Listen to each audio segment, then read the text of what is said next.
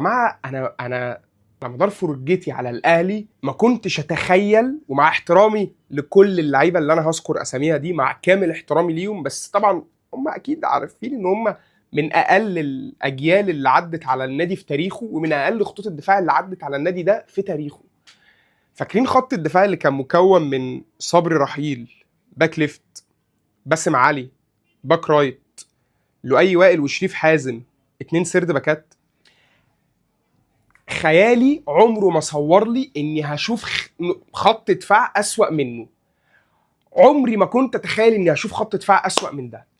بص بقى، خط الدفاع ده مثلا انتهى من امتى؟ يعني خط الدفاع ده مثلا مبطلين بقالهم، مشوا من الاهلي ومبطلين من مثلا 2016 ولا 2017 مثلا، فاهم؟ ممكن قبل كده، انت تتكلم في حوالي 10 سنين.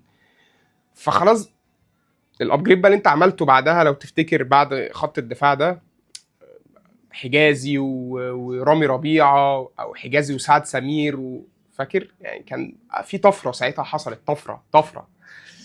فخلاص بقى انا حطيت في دماغي ان انا مش هشوف في حياتي خط دفاع في الاهلي اسوأ من الجيل ده.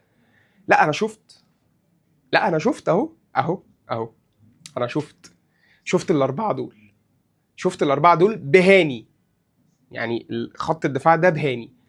بص شوف هتلاعب مين جنب الجزار وهادي.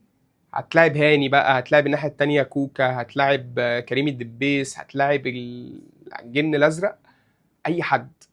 انا في حياتي ما شفتش خط دفاع للاهلي اسوأ من ده.